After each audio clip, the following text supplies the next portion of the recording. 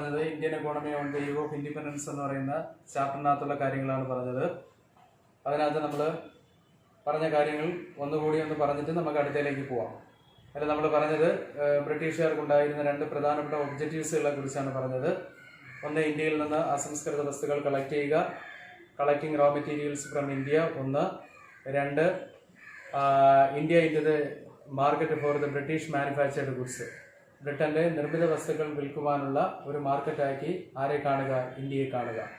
എന്നിട്ട് നമ്മൾ പറഞ്ഞു ബ്രിട്ടൻ ഇന്ത്യയുടെ നാഷണൽ ഇൻകവും പെർ ക്യാപിറ്റ ഇൻകവും ഒന്നും കണക്കാക്കിയിരുന്നില്ല. അപ്പോൾ ഇതൊക്കെ കണക്കാക്കിയ പ്രധാനപ്പെട്ട സാമ്പത്തിക ശാസ്ത്രകാരന്മാരാണ് ദാദാഭായ് നവറോജി, വില്യം ഡിഗ്ബൈ, ആർ.സി. ദേശായ്, വി.കെ.ആർ.വി. റാവു, ആർ.സി. ദേശായ് തുടങ്ങിയ പ്രധാനപ്പെട്ട ആൾക്കാരാണ് അത് കണക്കാക്കിയതെന്ന് നമ്മൾ പറഞ്ഞു. അത് കഴിഞ്ഞിട്ട് നമ്മൾ പറഞ്ഞത് ബ്രിട്ടീഷുകാർ ഇന്ത്യയിൽ ഒരുപാട് മേഖലകളിൽ ഭരണം നടത്തി. അതിലൊരു പ്രധാനപ്പെട്ട മേഖലയാണ് അഗ്രികൾച്ചർ സെക്ടർ. അഗ്രികൾച്ചർ സെക്ടറിൽ ബ്രിട്ടീഷുകാർ ഫോളോ ചെയ്തിരുന്ന പോളിസി പറയുന്ന പേരാണ്, അല്ലെങ്കിൽ അഗ്രികൾച്ചറിൽ ബ്രിട്ടീഷുകാരെ അഗ്രികൾച്ചർ സെക്ടറിനെ ഡെവലപ്പ് ചെയ്യാൻ ആവശ്യമായിട്ടുള്ള സംവിധാനങ്ങളൊന്നും എന്ത് ചെയ്തിരുന്നില്ല, ബ്രിട്ടീഷുകാർ നടത്തിയിരുന്നില്ല. അപ്പോൾ അങ്ങനെ വന്നപ്പോഴത്തേക്ക് കാർഷിക മേഖലയെ തകർക്കുന്ന ഒരു സമീപനമായിരുന്നു ബ്രിട്ടീഷുകാർ എന്ത് ചെയ്തിരുന്നത്, ഫോളോ ചെയ്തിരുന്നത്. അതിനെ വിളിച്ച പേരാണ് നമ്മൾ സ്റ്റാഗ്നേഷൻ എന്ന പേരിൽ അറിയപ്പെട്ടത്. ആ സ്റ്റാഗ്നേഷന് ഒരുപാട് കാരണങ്ങളുണ്ട്. ആ കാരണങ്ങൾ കഴിഞ്ഞ ദിവസം നമ്മൾ ക്ലാസ്സിൽ പറഞ്ഞതാണ്, ഒന്നുകൂടി ഞാനൊന്ന് പറയാം. അതിൽ ഒന്നാമത്തേന്ന് പറയുന്നത് എക്സ്പ്ലോയിറ്റേറ്റീവ് ലാൻഡ് സെറ്റിൽമെന്റ്, അല്ലെങ്കിൽ ചൂഷണപരമായ ഭൂനികുതി സമ്പ്രദായം എന്ന് പറയുന്ന ഒരു വ്യവസ്ഥ. രണ്ട്, അല്ലെങ്കിൽ ലോ ലെവൽ ഓഫ് ടെക്നോളജി, സാങ്കേതിക വിദ്യയിൽ ഉണ്ടാകുന്ന കുറവ്. മൂന്ന്, low level of fertiliser uses, വളങ്ങളുടെ കുറഞ്ഞ ഉപയോഗം. പിന്നെ ലാക്ക് ഓഫ് ഇറിഗേഷണൽ ഫെസിലിറ്റീസ്, അല്ലെങ്കിൽ ജലസേചന സൗകര്യത്തിന്റെ അഭാവം. പിന്നെ അതുപോലെ തന്നെ കൊമേഴ്ഷ്യലൈസേഷൻ ഓഫ് അഗ്രികൾച്ചർ, കൃഷിയുടെ വാണിജ്യവൽക്കരണം. അപ്പോൾ കൃഷിയുടെ വാണിജ്യവൽക്കരണം എന്ന് പറഞ്ഞു കഴിഞ്ഞാൽ വലിയൊരു വിഭാഗം ഇന്ത്യൻ ഫാർമേഴ്സ് ഫുഡ് ക്രോപ്പിൽ നിന്നും ക്യാഷ് ക്രോപ്പിലേക്ക് ഒരു മാറ്റം നടത്തി. ആ മാറ്റത്തെ പറയുന്ന പേരാണ് എന്തെന്ന് പറയുന്ന കൊമേഴ്ഷ്യലൈസേഷൻ ഓഫ് അഗ്രികൾച്ചർ എന്ന പേരിൽ അറിയപ്പെടുക. അപ്പോൾ ഇത്രയും റീസൺസുകളാണ് ഇന്ത്യൻ അഗ്രികൾച്ചറിന്റെ സ്റ്റാഗ്നേഷന് കാരണമായി തീർന്നത്. ഒന്നുകൂടെ പറയാം, ലോ എക്സ്പ്ലോയിറ്റേറ്റീവ് ലാൻഡ് സെറ്റിൽമെന്റ്, ചൂഷണപരമായ ഭൂനികുതി സമ്പ്രദായം, ലാക്ക് ഓഫ് ഇറിഗേഷണൽ ഫെസിലിറ്റീസ്, ജലസേചന സൗകര്യത്തിന്റെ അഭാവം, ലാക്ക് ഓഫ് ഫെർട്ടിലൈസർ യൂസസ്, വളങ്ങളുടെ ഉപയോഗക്കുറവ്, ലാക്ക് ഓഫ് ഫെർട്ടിലൈസർ യൂസസ് അല്ലെങ്കിൽ വളങ്ങളുടെ എല്ലാം ഉപയോഗം, ലാക്ക് ഓഫ് ടെക്നോളജി, സാങ്കേതിക വിദ്യയിൽ ഉണ്ടാകുന്ന കുറവുകൾ, പിന്നെ കൊമേഴ്ഷ്യലൈസേഷൻ ഓഫ് അഗ്രികൾച്ചർ, കൃഷിയുടെ വാണിജ്യവൽക്കരണം തുടങ്ങിയ കാര്യങ്ങളാണ് എന്ത് ചെയ്തത്, ഇതിന് കാരണമായി മാറിയത്. ഇനി അടുത്ത് നമ്മൾ പറഞ്ഞു ലാൻഡ് സെറ്റിൽമെന്റിലെ ഏറ്റവും പ്രധാനപ്പെട്ട പ്രോമിനന്റ് ഫോംസുകൾ 3 ഉണ്ട്. അത് zamindari system, ryotwari system, mahalwari system, അങ്ങനെ പ്രധാനപ്പെട്ട 3 ഫോംസുകളുണ്ട്. അതിൽ ആദ്യത്തെയാണ് സെമീന്ദാരി സിസ്റ്റം എന്ന് പറയുന്നത്. ബംഗാൾ പ്രസിഡൻസിയിലാണ് സെമീന്ദാരി സിസ്റ്റം ഇംപ്ലിമെന്റ് ചെയ്തിരുന്നത് ബ്രിട്ടീഷുകാർ, ബംഗാൾ പ്രസിഡൻസിയിൽ. അപ്പോൾ ഫാർമേഴ്സൊക്കെ ഈ സെമീന്ദാർമാരായിരുന്നു. അതിന്റെ അൾട്ടിമേറ്റ് പവർ എന്ന് പറയുന്ന ലാൻഡിന്റെ അൾട്ടിമേറ്റ് ഓണേഴ്സ് അവരാണ്. അപ്പൊ ലാൻഡ് അവരുടെ കയ്യിൽ മാത്രമേ ഉള്ളൂ. അപ്പൊ അതുകൊണ്ട് ഫാർമേഴ്സിനൊക്കെ ഒരുപാട് പ്രശ്നങ്ങൾ അല്ലെങ്കിൽ ഒരുപാട് പ്രോബ്ലംസുകൾ ഫാർമേഴ്സ് ഫേസ് ചെയ്യുന്ന ഒരു സാഹചര്യം ഉണ്ടായി. അപ്പൊ അഗ്രികൾച്ചർ സെക്ടറിൽ ഈ പറയുന്ന നയങ്ങളാണ് ബ്രിട്ടീഷുകാർ എന്ത് ചെയ്തിരുന്നത്, ഫോളോ ചെയ്തിരുന്നത്. ഇനി അടുത്ത് നമുക്ക് പറയാനുള്ളത് ഇൻഡസ്ട്രിയൽ സെക്ടറിനെ കുറിച്ചാണ്, അല്ലെങ്കിൽ വ്യവസായ മേഖലയിൽ ബ്രിട്ടീഷുകാർ കൊണ്ടുവന്ന സമീപന രീതികൾ എന്തൊക്കെയാണെന്നുള്ളതിനെ കുറിച്ചാണ് ആദ്യമായിട്ട് പറയുന്നത്. വ്യവസായ മേഖലയിൽ ബ്രിട്ടീഷുകാർ കൊണ്ടുവന്ന സമീപനങ്ങൾ, അതായത് ഇൻഡസ്ട്രിയൽ സെക്ടർ റീഫോംസ് എന്തൊക്കെയാണെന്നുള്ളതാണ്. അതിൽ നോക്കൂ, അതിൽ ഒന്നാമതായിട്ട് നമ്മൾ പറയുന്നത് ബ്രിട്ടീഷുകാർ കൊണ്ടുവന്ന നയത്തിന്റെ പേരാണ്, ഇൻഡസ്ട്രിയൽ സെക്ടറിൽ ബ്രിട്ടീഷുകാർ കൊണ്ടുവന്ന നയത്തിന്റെ പേരാണ് ഡി ഇൻഡസ്ട്രിയലൈസേഷൻ. അപ്പോൾ Britishers followed the policy of D industrialisation.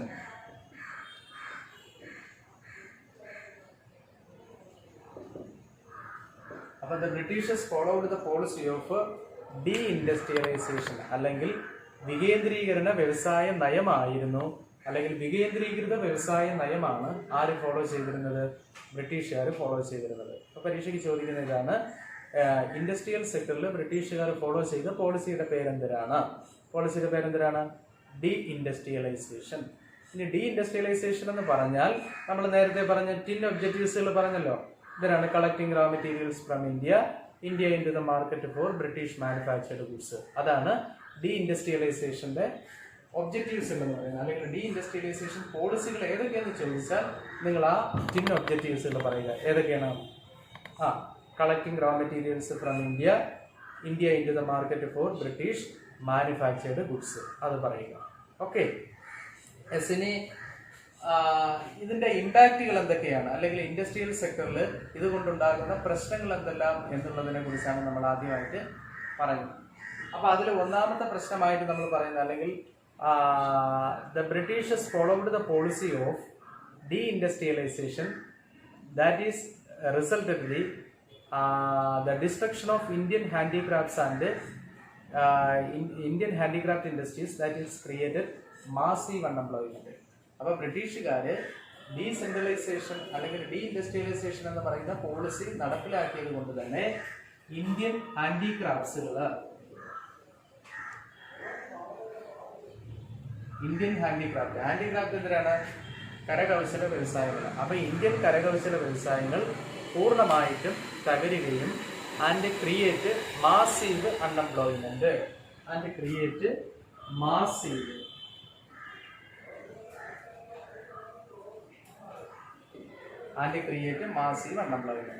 എന്തുണ്ടായി? ഇന്ത്യൻ ഹാൻഡിക്രാഫ്റ്റ് അല്ലെങ്കിൽ ഇന്ത്യൻ കരകൗശല വ്യവസായങ്ങൾ തകരുകയും അതിന്റെ ഭാഗമായിട്ട് മാസീവ് അൺഎംപ്ലോയ്മെന്റ് എന്ന് പറഞ്ഞാൽ ഭയങ്കരമായിട്ടുള്ള തൊഴിലില്ലായ്മ രൂക്ഷമാവുകയും ചെയ്തു.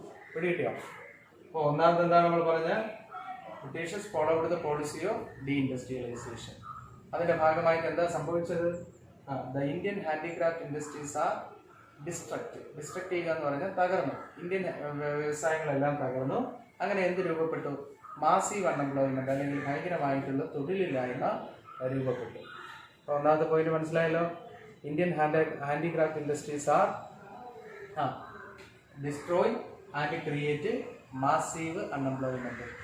ഭീകരമായിട്ടുള്ള തൊഴിലില്ലായ്മ ഉണ്ടാവുകയും ഇന്ത്യൻ ഹാൻഡിക്രാഫ്റ്റ് ഇൻഡസ്ട്രീസുകൾ തകരുകയും ചെയ്യുന്ന ഒരു സാഹചര്യം ഇവിടെ ഉണ്ടായി, ഇൻഡസ്ട്രിയൽ സെക്ടറിൽ ഉണ്ടായി. ഒന്നാമത്തെ പോയിന്റ് അതാണ്. ഇനി രണ്ടാമത്തെ പോയിന്റ് ആയിട്ട് പറയുന്നത്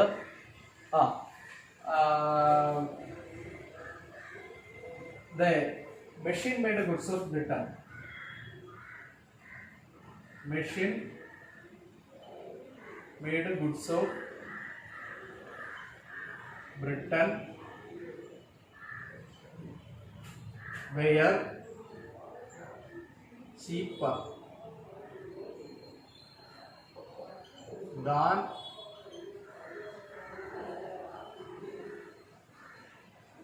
ഇന്ത്യൻ ഗുഡ്സ്. ഇപ്പോൾ ബ്രിട്ടന്റെ മെഷീൻ മെയ്ഡ് ഗുഡ്സുകളെല്ലാം തന്നെ were cheaper than Indian goods എന്ന് പറഞ്ഞാൽ ഇന്ത്യൻ ഗുഡ്സുമായിട്ട് താരതമ്യപ്പെടുത്തുമ്പോൾ വളരെ ചീപ്പറാണ്. കാര്യം ബ്രിട്ടനിൽ ഉണ്ടാക്കുന്ന ഉൽപ്പന്നങ്ങളെല്ലാം തന്നെ എങ്ങനെയുള്ള ഉൽപ്പന്നങ്ങളാണ്? മെഷീനൈസ്ഡ് പ്രോഡക്റ്റുകളാണ്, അല്ലെങ്കിൽ മെഷീനിൽ നിർമ്മിക്കുന്ന ഉൽപ്പന്നങ്ങളാണ്. ആ ഉൽപ്പന്നങ്ങളെല്ലാം തന്നെ ഇന്ത്യൻ ഉൽപ്പന്നങ്ങളുമായിട്ട് മത്സരിച്ചപ്പോൾ ബ്രിട്ടന്റെ ഗുഡുകൾ എന്ന് പറയുന്നത് വളരെ ചീപ്പറായിരുന്നു. ചീപ്പർ എന്ന് പറഞ്ഞാൽ എന്തിനാണ്? കുറഞ്ഞ വിലയ്ക്ക് കിട്ടാൻ പറ്റുന്ന ഉൽപ്പന്നങ്ങളായിരുന്നു. അപ്പോൾ സ്വാഭാവികമായും ആൾക്കാർ എന്ത് ചെയ്യും? ബ്രിട്ടന്റെ ഉൽപ്പന്നങ്ങളായിരിക്കും ആൾക്കാർ എന്ത് ചെയ്യുന്നത്? വാങ്ങുന്നത്. മനസ്സിലായില്ലേ? അപ്പോൾ ബ്രിട്ടന്റെ ഉൽപ്പന്നങ്ങൾ, കാര്യം അതിന് വില കുറവാണ്, പക്ഷേ ഇന്ത്യൻ പ്രോഡക്റ്റുകൾക്ക് വില കൂടുതലാണ്. അപ്പോൾ എന്താണ് പറഞ്ഞ? മെഷീൻ മെയ്ഡ് ഗുഡ്സ് ഓഫ് ബ്രിട്ടനിൽ ഉണ്ടാക്കിയ മെഷീൻ മെയ്ഡ് ഗുഡ്സുകൾ വേറെ cheaper than Indian goods. Indian ഗുഡ്സുമായിട്ട് കമ്പയർ ചെയ്യുമ്പോൾ അത് വളരെ ചീപ്പറായിരുന്നു. ചീപ്പർ എന്ന് പറഞ്ഞാൽ എന്തിനാണ്? വില കുറവായിരുന്നു. പിടികിട്ടിയോ? അപ്പൊ ബ്രിട്ടനിൽ ഉണ്ടാക്കിയ ഉൽപ്പന്നങ്ങൾ ഇന്ത്യൻ ഉൽപ്പന്നങ്ങളുമായിട്ട് മത്സരിച്ചപ്പോൾ അവർക്ക് എന്തായിരുന്നു? അത്തരം ഉൽപ്പന്നങ്ങൾ വേറെ ചീപ്പർ ദാൻ ഇന്ത്യൻ പ്രോഡക്റ്റുമായിട്ട് കമ്പയർ ചെയ്യുമ്പോൾ ബ്രിട്ടന്റെ ഉൽപ്പന്നങ്ങൾക്കായിരുന്നു വില കുറവുണ്ടായിരുന്നു. ചീപ്രധാനം എന്ന് പറഞ്ഞാൽ മോശമായ ഒരു ഉൽപ്പന്നം എന്നല്ല പറയുന്നത്, ബ്രിട്ടന്റെ ഉൽപ്പന്നങ്ങൾക്ക് വളരെ വില കുറവായിരുന്നു. അപ്പൊ സ്വാഭാവികമായിട്ടും ആൾക്കാർ എന്ത് ചെയ്യും? വില കുറഞ്ഞ സാധനങ്ങളായിരിക്കും അവർ വാങ്ങുന്നത്. അപ്പൊ ഇന്ത്യൻ പ്രോഡക്റ്റുകൾ ആരും എന്ത് ചെയ്യത്തില്ല? വാങ്ങത്തില്ല. അപ്പൊ അങ്ങനെ വരുമ്പോഴത്തേക്ക് എന്ത് ചെയ്യും? ഇവിടുത്തെ നമ്മുടെ ഇൻഡസ്ട്രിയൽ സെക്ടറുകളൊക്കെ എന്ത് ചെയ്യും? തകരുന്ന ഒരു സാഹചര്യം ഉണ്ടാവും. അത് ബ്രിട്ടൻ ഫോളോ ചെയ്തിരുന്ന പോളിസിയാണ്. ഇനി അടുത്തത് the second half of the 19th century. Second half of 19th century,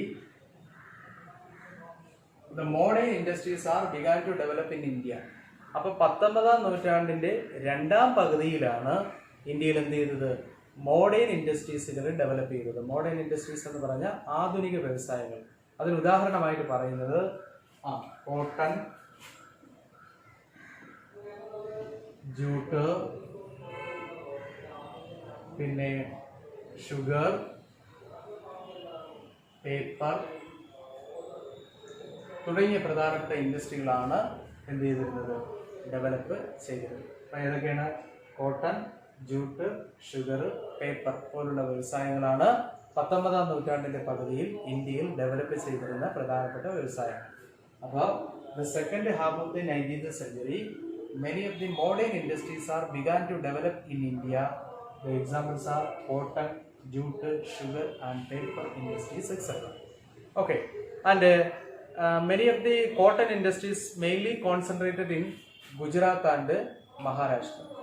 cotton വ്യവസായങ്ങൾ കൂടുതലും എവിടെയാണ് കോൺസെൻട്രേറ്റ് ചെയ്തിരുന്നത്? കോട്ടൺ ഇൻഡസ്ട്രീസിൽ കൂടുതലും കോൺസെൻട്രേറ്റ് ചെയ്തിരുന്നത് ഗുജറാത്ത്, അടുത്തതല്ല മഹാരാഷ്ട്ര. അപ്പോൾ ഗുജറാത്തിലും മഹാരാഷ്ട്രയിലുമാണ് കോട്ടൺ ഇൻഡസ്ട്രി എന്ത് ചെയ്തിരുന്നത്, കൂടുതലായിട്ട് കോൺസെൻട്രേറ്റ് ചെയ്തിരുന്നത്. കോൺസെൻട്രേറ്റ് ചെയ്യുക എന്ന് പറഞ്ഞാൽ വ്യാപിക്കുക.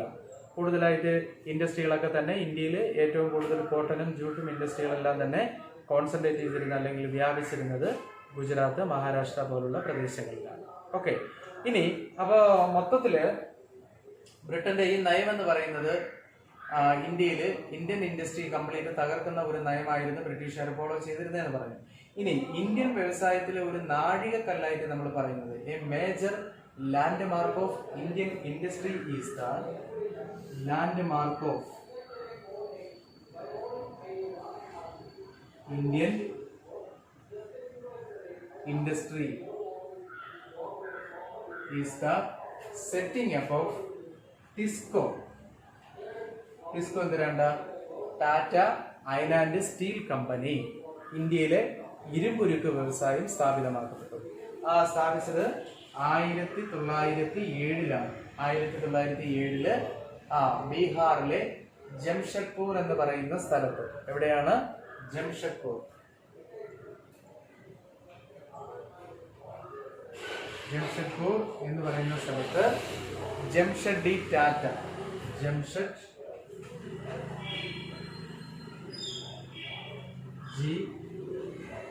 ടാറ്റ. അപ്പൊ ജംഷഡ്ജി ടാറ്റയുടെ നേതൃത്വത്തിലാണ് എന്ത് ചെയ്തത്, ഈ വ്യവസായം രൂപീകരിക്കപ്പെട്ടത്. അപ്പൊ എന്തിനാണ് പറഞ്ഞത്?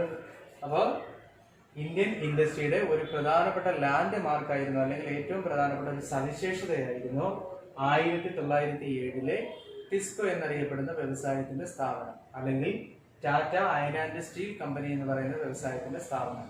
അപ്പൊ ഇന്ത്യയിൽ എവിടെയാണ് അത് സ്റ്റാർട്ട് ചെയ്തത്? ജംഷഡ്പൂർ എന്ന് പറയുന്ന പ്രദേശത്ത്. ആരുടെ നേതൃത്വത്തിലാണ് അത് സ്റ്റാർട്ട് ചെയ്തിരിക്കുന്നത്?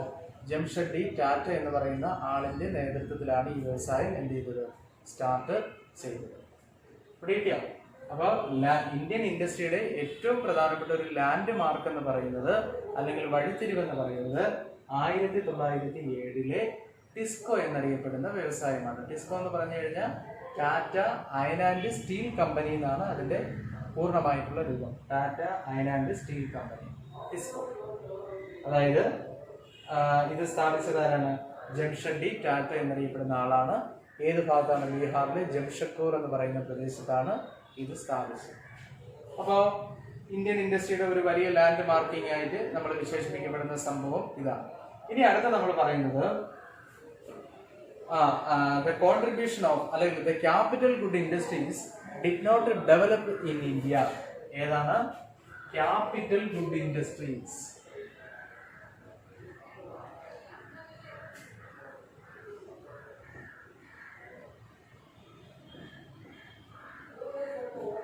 Capital good industries did not develop in India.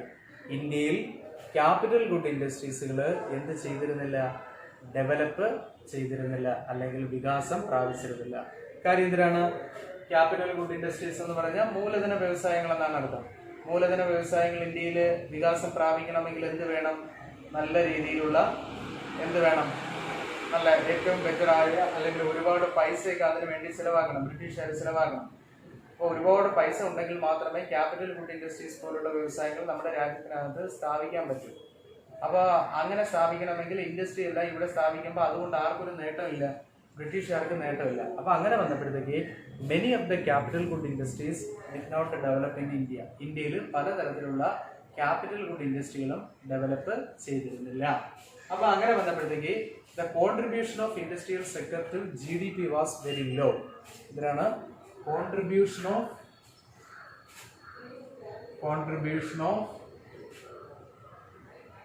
Industrial sector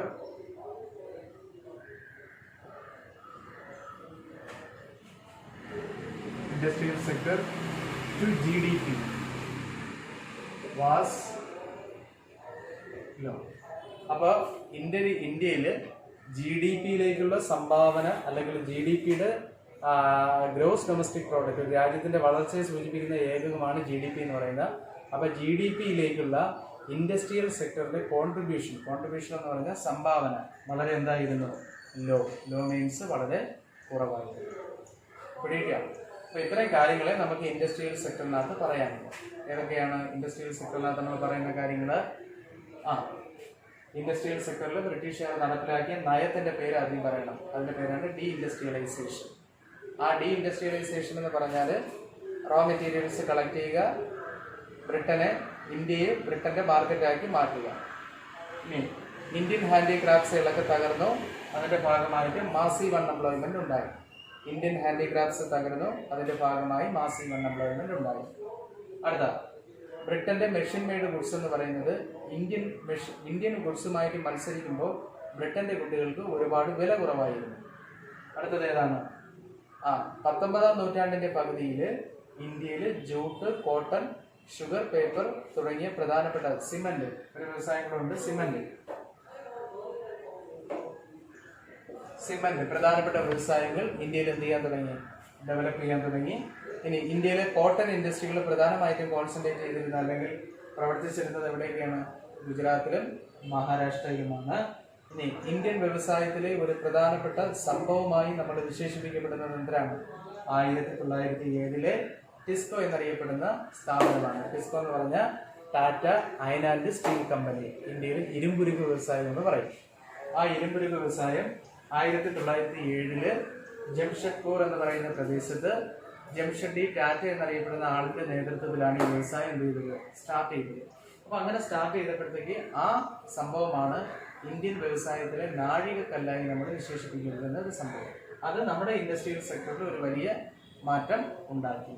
ഇനി capital good industries in India is not a developer. ഇന്ത്യയിൽ മൂലധന വ്യവസായങ്ങളൊന്നും തന്നെ വികാസം പ്രാപിച്ചില്ല എന്ന് പറഞ്ഞു കഴിഞ്ഞാൽ പ്രാപിക്കാത്തതല്ല, അതിന് വേണ്ടുന്ന സഹായങ്ങളൊന്നും ആരും ചെയ്തിരുന്നില്ല, ബ്രിട്ടൻ ചെയ്തിരുന്നില്ല. അപ്പോൾ capital good industries did not develop. അടുത്തതിനാണ് the contribution of industrial sector is continued to low. അല്ലെങ്കിൽ the contribution of industrial sector to GDP was very low. അപ്പോൾ നമ്മുടെ രാജ്യത്തിൻ്റെ വളർച്ചയ്ക്ക് GDP കൊടുത്ത സംഭാവന എന്ന് പറയുന്നത് കണ്ടിന്യൂസ് അല്ലെങ്കിൽ നിരന്തരമായിട്ട് നമ്മളത് പരിശോധിക്കുകയാണെങ്കിൽ ഇറ്റ്സ് വാസ് ലോ, അത് കുറഞ്ഞുകൊണ്ടേയിരുന്നു. അപ്പോൾ GDP കണക്കാക്കുക എന്ന് പറഞ്ഞു കഴിഞ്ഞാൽ അഗ്രികൾച്ചർ, ഇൻഡസ്ട്രി, സർവീസ് സെക്ടർ, അപ്പോൾ ഇതിലെല്ലാ മേഖലയിലും കൂടി ഉള്ള വരുമാനമാണ് GDP ആയിട്ട് കണക്കാക്കുന്നത്. അപ്പോൾ അങ്ങനെ കണക്കാക്കുമ്പോൾ ഇൻഡസ്ട്രിയൽ സെക്ടർ എന്ന് പറയുന്നത്, ആ കാലഘട്ടത്തിലുള്ള ഇൻഡസ്ട്രിയൽ സെക്ടർ എന്ന് പറയുന്നത് വളരെ എന്തായിരുന്നു? ലോ ആയിരുന്നു. ആ ഇൻഡസ്ട്രിയിൽ നിന്ന് വളരെ കുറച്ച് പൈസ മാത്രമേ എന്തിരുന്നുള്ളൂ ബ്രിട്ടന് കിട്ടിയിരുന്നു. അല്ലെങ്കിൽ ഇൻഡസ്ട്രിയൽ സെക്ടറിൽ നിന്ന് വളരെ കുറച്ച് തുക മാത്രമേ കൊടുക്കാൻ അല്ലെങ്കിൽ ആ മേഖലയ്ക്ക് കൊടുക്കാൻ കഴിഞ്ഞിരുന്നുള്ളൂ എന്നുള്ളതാണ്. അപ്പോൾ എന്തുകൊണ്ടാണ് അങ്ങനെ ആ ഒരു സമ്പ്രദായം ഉണ്ടായത് എന്ന് ചോദിച്ചു കഴിഞ്ഞാൽ ബ്രിട്ടന്റെ ഈ പറയുന്ന നയങ്ങളായിരുന്നു അതിന് കാരണമായി തീരുന്നു. ഏതൊക്കെയാണ്? ഡീ ഇൻഡസ്ട്രിയലൈസേഷൻ പോലുള്ള പ്രശ്നങ്ങളായിരുന്നു അതിന് കാരണമായി തീരുന്നത്. അപ്പോൾ ഇത് കാര്യങ്ങൾ മനസ്സിലായോ? ഫോളോ ചെയ്തിരുന്ന policy deindustrialisation. Unemployment, Indian handicraft തകർന്നപ്പോൾ അൺഎംപ്ലോയ്മെന്റ് ഉണ്ടായി. ഇന്ത്യയുടെ മെഷീൻ മെയ്ഡ് ഗുഡ്സുകളും ബ്രിട്ടന്റെ മെഷീൻ മെയ്ഡ് ഗുഡ്സും ഇന്ത്യയുടെ ഗുഡ്സും തമ്മിൽ കമ്പയർ ചെയ്യുമ്പോൾ ബ്രിട്ടന്റെ ഗുഡിനാണ് വളരെ വില കുറവ്. അടുത്ത 19-ാം നൂറ്റാണ്ടിന്റെ പകുതിയിൽ ഇന്ത്യയിൽ ഒരുപാട് വ്യവസായങ്ങൾ രൂപപ്പെട്ടു വന്നു. സിമന്റ്, പേപ്പർ, ഷുഗർ അതുപോലുള്ള വ്യവസായങ്ങളാണ് ആ കൂട്ടത്തിൽ പ്രധാനപ്പെട്ടത്. പിന്നെ ഇന്ത്യയിൽ ഒരുപാട് കോട്ടൺ ഇൻഡസ്ട്രികളെല്ലാം തന്നെ സ്ഥാപിക്കപ്പെട്ടു. അത് പ്രധാനമായിട്ടും ഗുജറാത്ത്, മഹാരാഷ്ട്ര പോലുള്ള സംസ്ഥാനങ്ങളിലാണ് ഈ വ്യവസായങ്ങൾ സ്ഥാപിച്ചത്. ഇന്ത്യൻ വ്യവസായത്തിലെ ഒരു പ്രധാനപ്പെട്ട സംഭവമായിട്ട് നമ്മൾ വിശേഷിപ്പിക്കുന്നത് ഏതാണ്? 1907 ജംഷഡ്ജി ടാറ്റയുടെ നേതൃത്വത്തിൽ സ്ഥാപിക്കപ്പെട്ടിട്ടുള്ള ഈ വ്യവസായമാണ്. ജംഷഡ്ജി ടാറ്റയുടെ നേതൃത്വത്തിൽ ജംഷഡ്പൂർ എന്ന് പറയുന്ന പ്രദേശത്ത് സ്ഥാപിച്ച ടിസ്കോ എന്നറിയപ്പെടുന്ന വ്യവസായമാണ് ഇന്ത്യൻ വ്യവസായത്തിലെ ഏറ്റവും പ്രധാനപ്പെട്ട ഒരു സംഭവം.